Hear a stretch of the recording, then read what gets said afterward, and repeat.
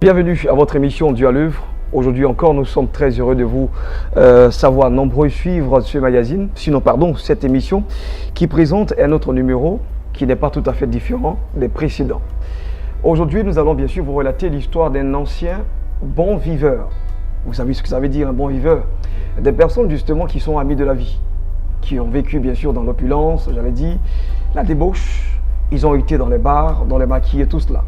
C'est l'histoire d'un jeune Kimou qui lui déjà à 22 ans va donc embrasser le monde de l'armée. Et donc son premier emploi, il est donc policier à 22 ans. Nous sommes en 1982. D'ailleurs, une des nobles fonctions convoitées en ce moment-là.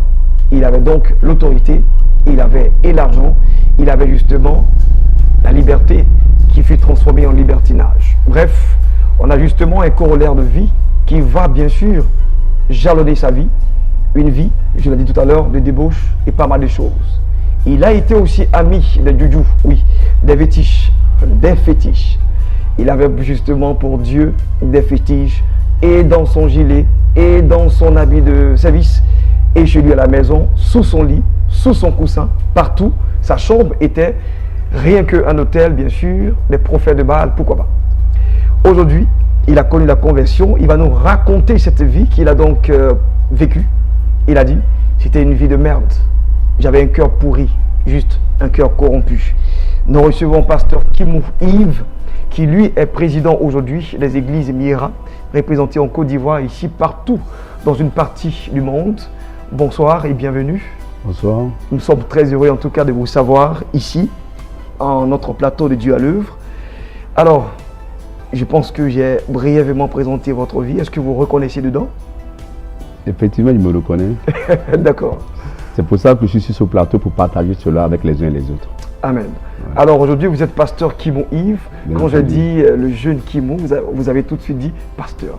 Vous n'étiez pas pasteur lorsque vous rentriez donc, j'avais dit, vous occupez cette fonction de policier. Oui, c'est vrai. Alors on va remonter justement les années.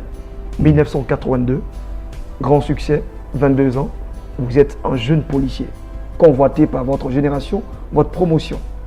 Racontez-nous justement cette partie de la vie, bien avant que vous vous ayez présenté en fait vous-même. Ok, je crois que d'abord la première chose que je vais faire, c'est d'abord de dire merci à Béné TV qui se fait fort donc de diffuser des émissions aussi importante pour amener les uns et les autres à comprendre que c'est Christ qui est la vie.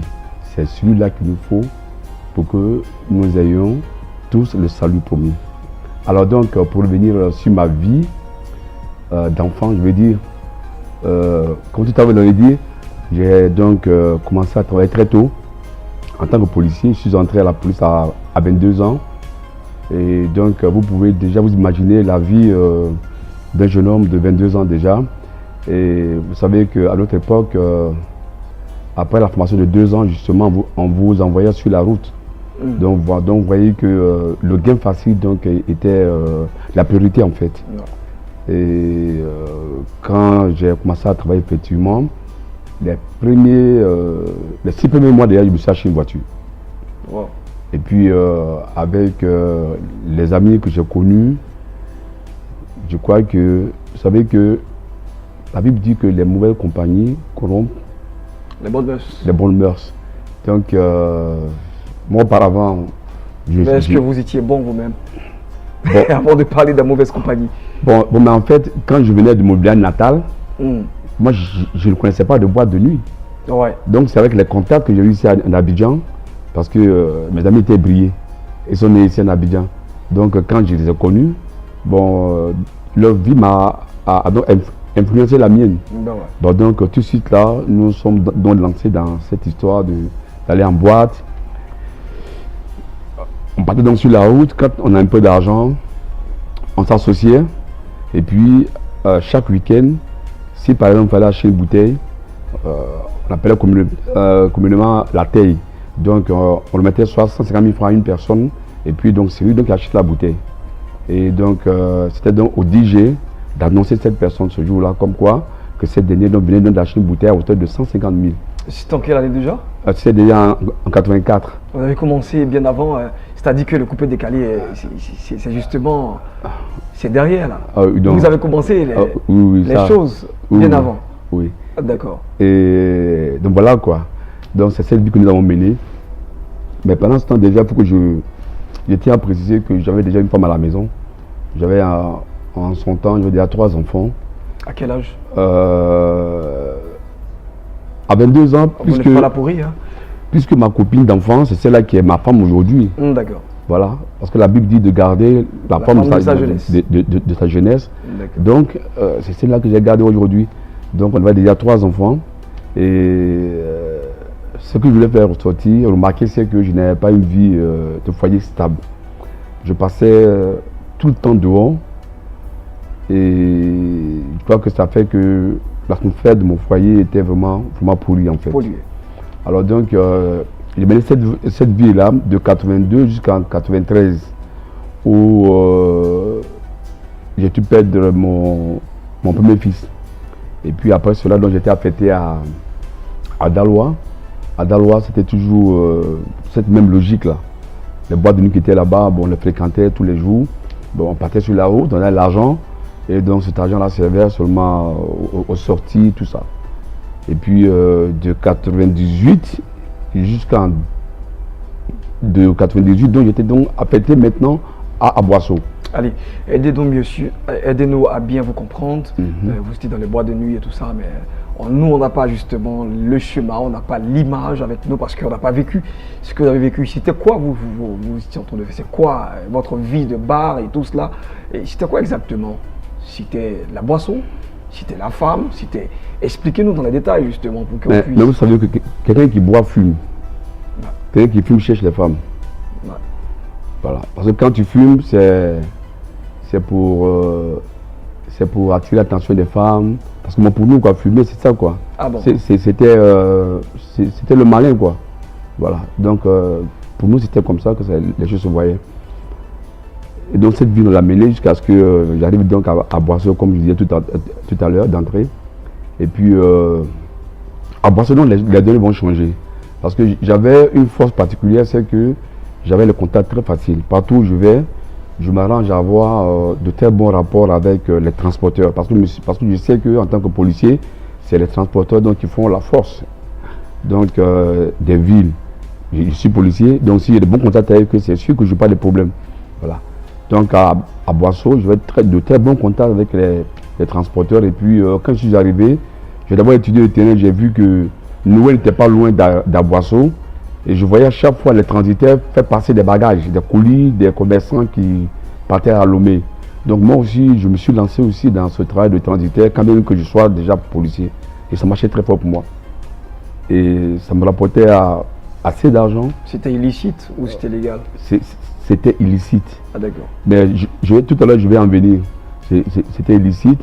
Et donc pour exercer donc, ce second métier-là, j'ai dû aller au Mali, me faire des fétiches. Les fétiches, pourquoi? Parce que tu peux te faire prendre par un douanier et puis il peut directement te conduire à un poste de police ou bien dans un commissariat. En t'attendant sur PV, on te renvoyer. Voilà. Donc je suis allé au Mali, j'ai fait donc des fétiches pour pouvoir, si vous voulez, assoupir les douaniers en fait. Donc chaque fois que je partais prendre les bagages, j'allais donc des fétiches avec moi. Il y a un que j'ai fait au Mali.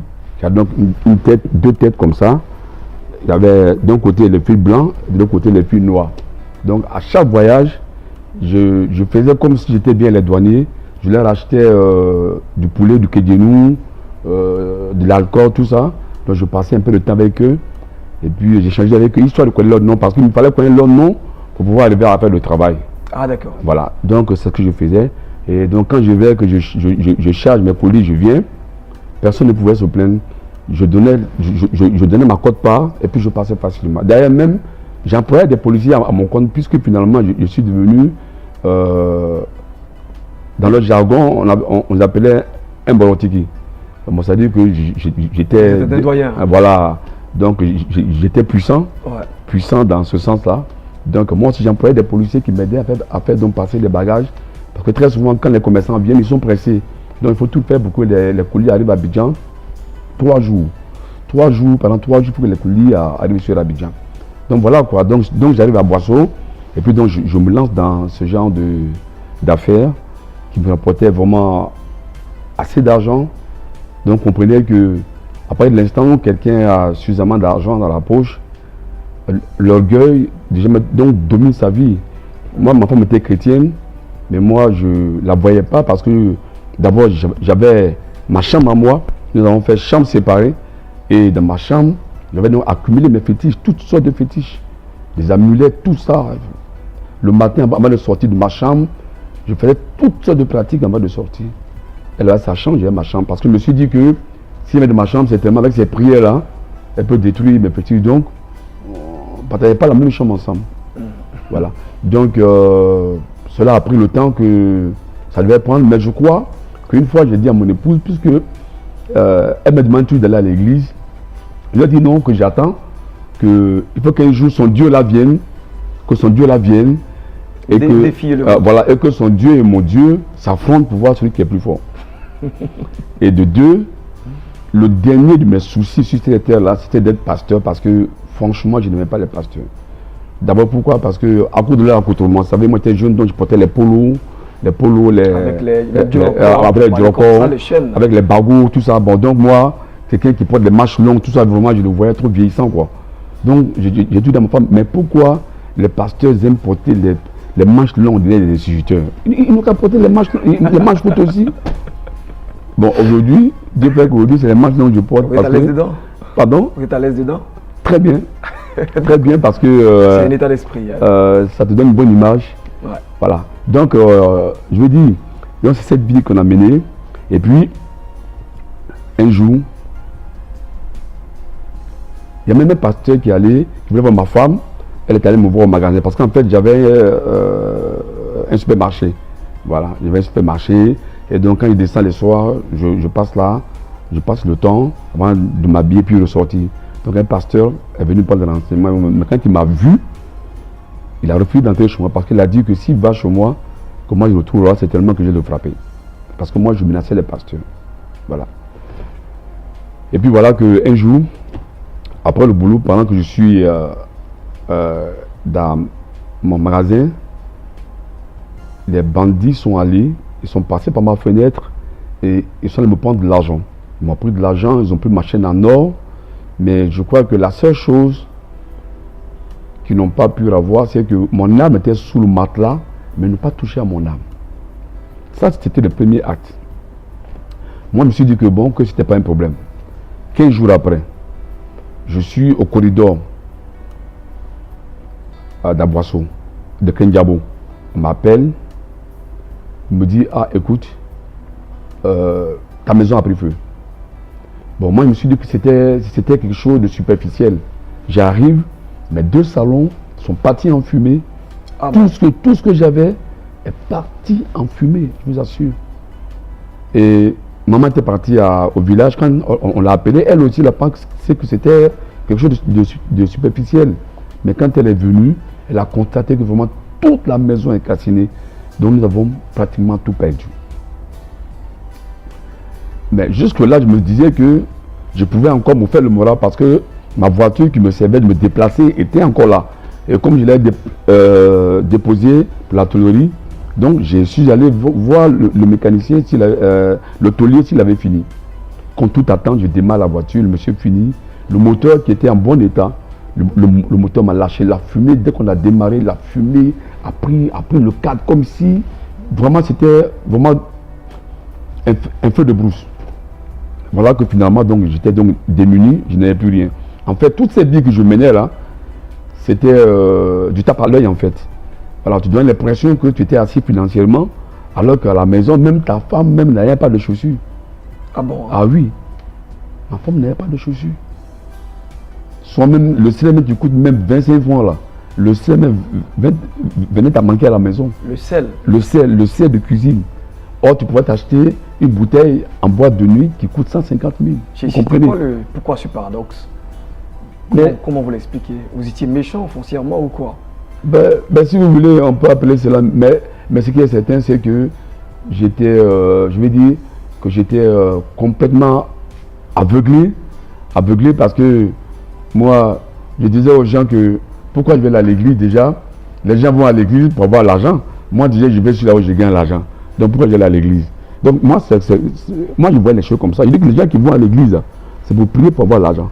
Donc moi, je ne vais pas à l'église et puis j'ai déjà l'argent. Donc c'est pas la peine d'y aller. Donc moi, je vois les choses. Donc, la voiture m'a lâché. Et comme j'étais en de très bons rapports avec le commissaire, il m'a donc mis en congé. Il a demandé à ce que je me repose. Et j'ai un cousin d'enfance qui a donc appris que j'ai donc connu donc des événements malheureux. Et quand il a appris cela, il est venu me voir à Boisseau. Et je crois que c'est même un imam qui m'a trouvé une maison. Parce que je n'ai plus d'habitation. Je dormais avec un jeune coiffeur. Et puis un jour, une nuit, sa copine est venue. Et les deux étaient en train d'échanger. Elle s'est mise en colère. Elle dit, mais si sa maison a pris feu, mais il n'est qu'à aller louer notre maison, c'est pas chez nous, tu vas dormir. Et donc le lendemain, quand j'ai appris ça, je crois que ça m'a pointé un peu l'orgueil. Donc je suis parti de là. Et l'imam nous a trouvé un studio. Mais malheureusement, on était nommés dans la maison. On était près de 14 personnes. Donc je ne pouvais pas dormir, mes enfants, tout ça. Donc j'étais obligé de changer de domicile, dormir chez les amis.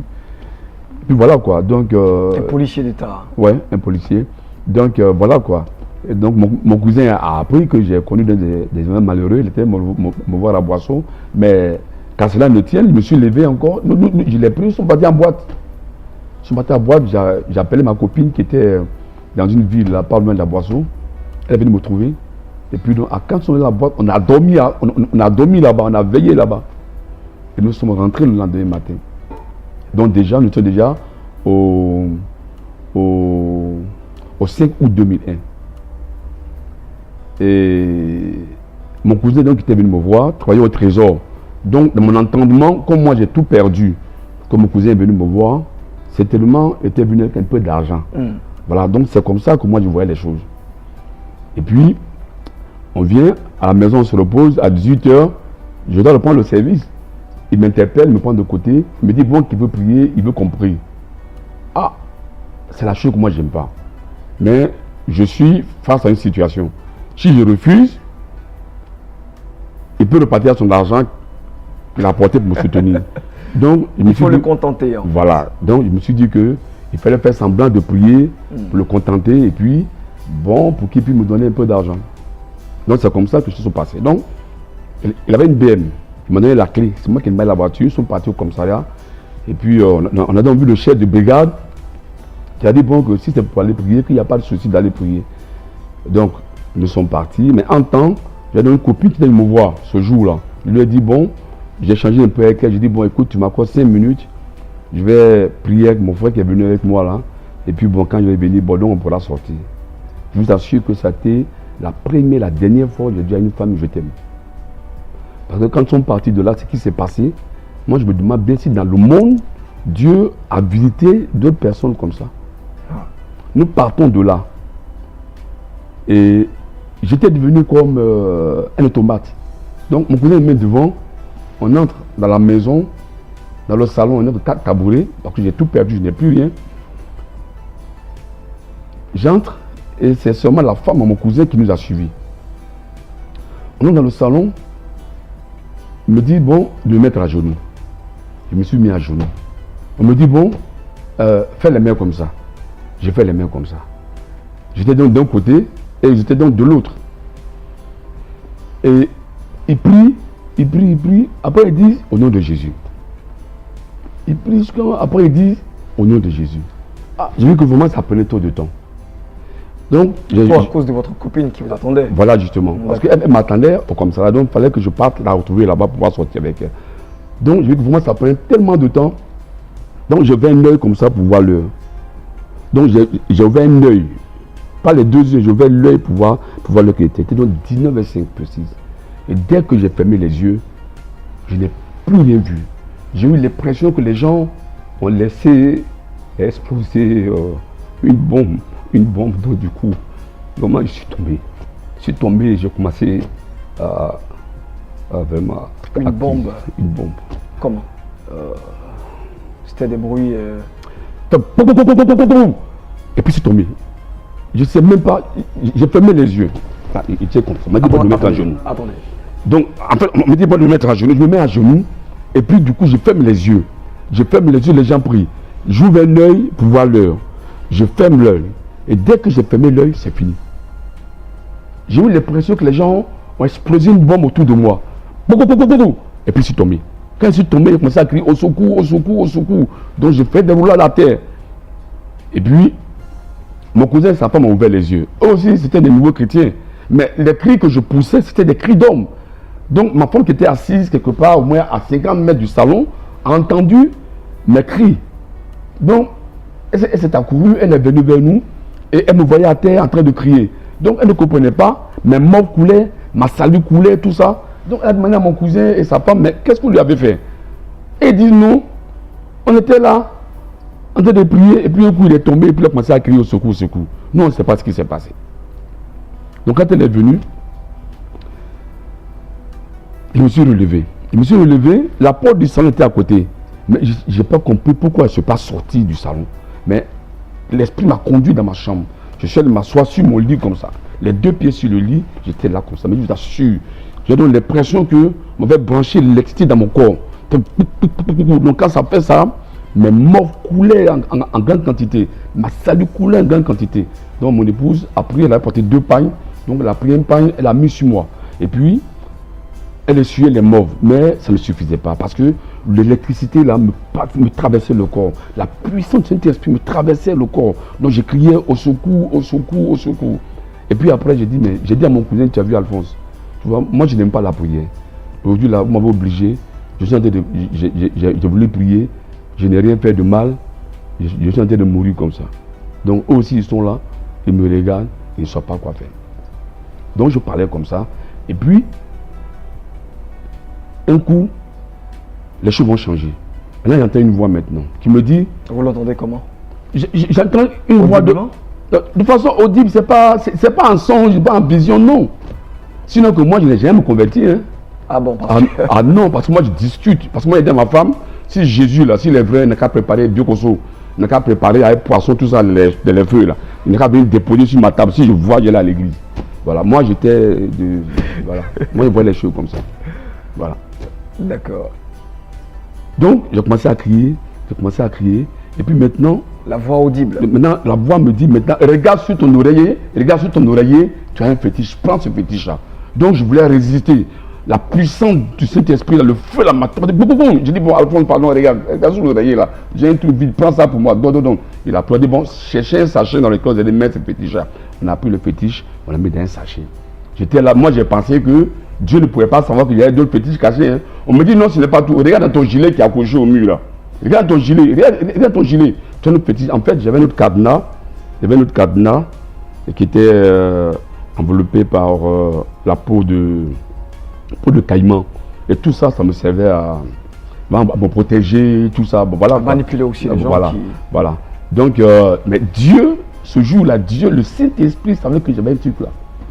Que j'avais un fétiche dans mon gilet. Et j'ai pris ce gilet-là, et j'ai pris ce fétiche-là. Je l'ai dit à mon cousin, on a mis ça dans le sachet. Je me suis dit, bon, que c'était fini. Mais le gros même des fétiches que je suis allé faire au Mali, qui m'a coûté chez 300 000 là. Le Seigneur me dit que ce n'est pas tout. Fétiche de 300 000. De 300 000. Il me dit, bon, que ce n'est pas tout. Et comme j'avais peur d'être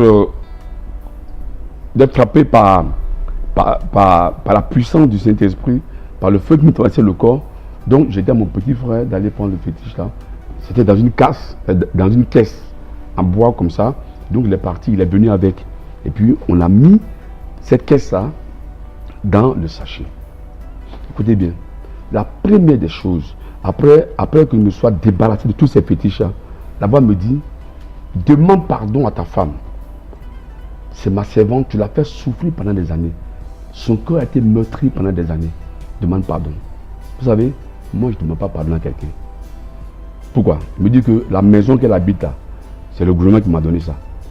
Quand elle tombe malade là, c'est moi qui la soigne. Quand ses parents ont des problèmes là, c'est moi qui donne l'argent. Vous êtes un bon Africain en fait. Donc, c'est moi, je commande. Donc, j'ai toujours raison. Ouais. Mais ce jour-là, à cause de ce qui était derrière moi, la puissance du Saint-Esprit, le feu qui me frappait, j'ai demandé, je dis, ah Léo, vraiment, le monsieur qui me parle, c'est vrai, je ne le vois pas, mais il me dit de demander pardon. Donc elle a dit, bon, qu'il n'y a pas de problème, qu'elle sait que tout ce que je faisais par le passé, là, ce n'est pas de moi-même. Après, elle me dit, demande à ton cousin qui est en face de toi, tu as gardé des choses contre lui, laisse tomber aujourd'hui. J'ai dit encore à mon cousin, que vraiment Alphonse, c'est vrai, tu as posé un acte dans ma vie, m'a vraiment choqué, mais à partir d'aujourd'hui, je laisse tomber. Quand j'ai fini de parler, maintenant, quelque chose d'autre va se passer. Je suis là comme ça, assis sur mon lit comme ça, et puis, je vois sur le mur, Dieu ouvre mes yeux, je vois sur le mur une image. La personne vient comme ça, et puis... En image de croix. En image de croix. Donc j'appelle mon cousin, je dis, bon Alphonse, viens voir quelque chose. Mon cousin arrive, il se met à côté de moi, je dis, Réal. Il dit, il ne voit pas, il dit, Alphonse, ah, toi aussi, tu es bête comme ça. Tu me surprends, hein. Parce que là, je n'étais plus moi-même, je ne sais plus. Donc il dit, mais Alphonse, mais tu m'étonnes, hein. Tu es bête jusqu'à ce point-là. Tu ne vois pas le monsieur qui l'a dit non. Donc comme il est pété comme ça, il est passé de l'autre côté. Il dit, mais regarde le monsieur, tu vois le monsieur? Il dit non. Il dit, mais Alphonse, mais c'est pas possible, toi aussi bête comme ça. Tu m'étonnes, hein. Et quand il est descendu du lit, l'image commence à descendre doucement. Puis la voix me dit, monte sur ton lit et reproduis l'image que tu as vue. Pour que les gens sachent que c'est moi qui te parle. Donc je monte sur le lit tout tremblant. Donc je vais les pieds comme ça, écartés comme ça. On dit non, croise les pieds. Puis j'ai croisé les pieds comme ça. On m'a dit, bon, maintenant descends maintenant. Maintenant assieds-toi maintenant. Et puis je me suis assis. Quand mon épouse et l'épouse de mon cousin ont vu ça, elles ont commencé à se réjouir parce que moi, on ne me donne pas conseil. Il n'y a pas quelqu'un qui va me parler. Et puis moi, non. J'ai mon argent, c'est mon Dieu qui est là, c'est mon conseiller. Donc tu me dis, non, il ne faut pas aller comme ça. Faut pas... Je dis, non, mais pourquoi? J'ai l'argent et puis tu vas me donner conseil, vous faites quoi? Donc je descends finalement. Et puis, la voix maintenant va changer de dimension. On me dit, dis à ton cousin qui est en face de toi, dis-lui